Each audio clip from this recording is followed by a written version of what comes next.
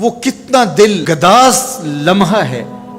قرآن نے اس منظر کو بیان کیا کہ جب حضرت خلیل اللہ نے خواب دیکھا، اپنے بیٹے کو ساتھ لے کر کے وادی منع میں پہنچتے ہیں، اور جو ارادہ تھا، عزم مصمم تھا، اس کا اظہار اپنے بیٹے کے سامنے کیا تاکہ اس نیکی میں بطیب خاطر یہ بھی شامل ہو جائے۔ قرآن نے اس کو بیان کیا ہے۔ ایسی انوکھی کہانی آپ کو کہیں نہیں ملے گی، ایسی سچی کہانی اور عظیمت کی دل آویز داستاں کہ باپ اور بیٹا دونوں بیٹھ کے گفتگو کر رہے ہیں۔ کیا گفتگو ہے؟ باپ کہہ رہا ہے کہ یا بنیا، اے میرے بیٹے۔ جو اہل زبان ہیں وہ اس کی نزاکت کو اور اس کی لطافت کو سمجھتے ہیں کہ یا بنی نہیں کہا گیا، میرے بیٹے نہیں، یا بنیا۔ جس طرح ماں لاڈ سے اپنی بیٹی کو بیٹی نہیں کہتی، میری بچڑی کہتی ہے، تو جب وہ بچڑی کہتی ہے تو اس کے اندر گوند گوند کے محبت رکھی ہوئی ہوتی ہے۔ تو یہاں ذرا لفظ دیکھیے، یا بنیا، اے میرے بیٹے۔ اللہ اکبر۔ اردو کے دامن میں کوئی اتنی وسعت نہیں ہے کہ ان لفظوں کی تعبیر ہو سکے جو شہد ان لفظوں سے ٹپک رہا ہے جو حضرت خلیل اللہ نے اپنے بیٹے کے لیے لفظ استعمال کیے۔ یا بنیا، اے میرے دل بند، اے میرے جگر کے ٹکڑے، اے میرے فرزند نونہال، میں نے خواب دیکھا ہے، اس خواب میں تجھے ذبح کر رہا ہوں۔ یہ خواب آپ یا میں دیکھیں تو ہم تو اپنی بیوی سے بھی اس کو شیئر نہیں کر سکتے، ہمارے رونگٹے کھڑے ہو جاتے ہیں، لیکن بیٹے سے کہہ رہا ہے۔ اور یہ محض خواب کسی تفنن طبع کے لیے نہیں ہے، یا محض کوئی بات سمجھانے کے لیے نہیں ہے، اس کی تعبیر کی طرف بچے کو لانے کے لیے سنایا جا رہا ہے۔ کہا بیٹا میں نے ایک خواب دیکھا ہے۔ خواب کیا ہے؟ کہ میں تجھے ذبح کر رہا ہوں، اب تو بتا تیری رائے کیا ہے؟ اللہ اکبر۔ اب باپ بیٹے سے کہے کہ میں تجھے ذبح کرنا چاہتا ہوں تو بیٹے کا رد عمل کیا ہوگا؟ کوئی بھی تصور اپنے بیٹے کو کر کے سوچے کیا رد عمل ہوگا؟ اس کی آنکھیں پھٹی کی پھٹی رہ جائیں گی، وہ باپ کے ہوش و حواس پہ شک کرنے لگ جائے گا، کہے گا کیا بول رہے ہو، ہوش ٹھکانے ہیں؟ باپ ہو، سفاک ہو، کیا لہجہ ہے تمہارا، مجھے ذبح کرو گے؟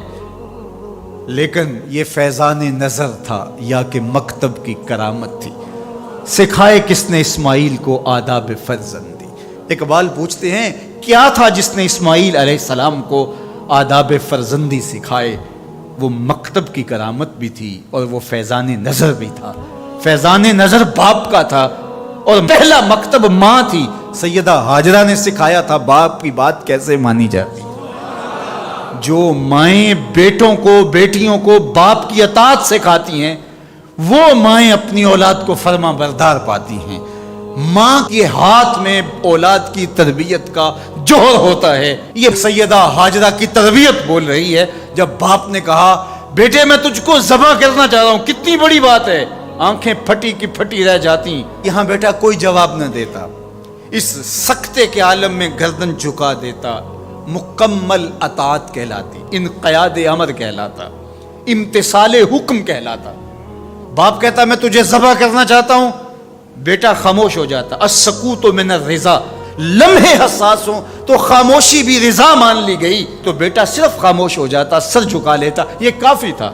انقیاد امر تھا، حکم کی تعمیل تھی، امتثال امر تھا۔ لیکن بیٹا کیا کہتا ہے؟ یا ابت افعل ما تؤمر، ابا جی جو کرنا ہے کر گزریے۔ باپ نے جو پوچھا تھا وہ ذبح کے حوالے سے پوچھا تھا، تو ذبح کا جواب ذبح سے مکمل امتثال امر ہے۔ لیکن بیٹا دو قدم آگے بڑھ کے کہتا ہے یا ابت، اے میرے پیارے باپ۔ اب اس میں بھی بیٹے کا لہجہ تبدیل نہیں ہوتا۔ جب باپ ذبح کرنے کا کہہ رہا ہو اس وقت میرے ابو کہنا یہ امتثال امر کی انتہا ہے۔ اور آگے کیا کہا؟ افعل، کر گزریے۔ یہاں یہ نہیں کہا ذبح کیجئے، باپ نے کہا ذبح کرنا چاہتا ہوں، لیکن ذبح کے جواب میں ذبح نہیں آیا۔ ذرا دل تھام کے بیٹھیے، کتنا امتثال امر اور مکتب کی کرامت کا کیسے ظہور ہوتا ہے۔ یا ابا تفعل ما تؤمر، اے ابو ذبح کیا، جو بھی کرنا ہے کر گزریے۔ ماں میں عموم ہے، عموم، ما تؤمر، جو بھی حکم ہے، ذبح کیا ہے، جو بھی کرنا ہے کر گزریے، رہی بات میری تو یہ کام چھوٹا تو نہیں، ستجدنی انشاءاللہ من الصابرین، آپ دیکھیں گے میں صبر کر کے دکھاؤں، میں صبر کر کے دکھاؤں گا، تڑپوں گا بھی نہیں۔ اب یہ منظر قرآن نے بیان کیا، فلما اسلما، جب دونوں نے طے کر لیا۔ کیا طے ہوا؟ فلاں نمبر کی گاڑی خرید لے نہیں، فلاں پلاٹ خرید لے نہیں، فلاں پلازا لے لے نہیں۔ باپ اور بیٹے کی وادی منع میں بات کیا ہوتی ہے؟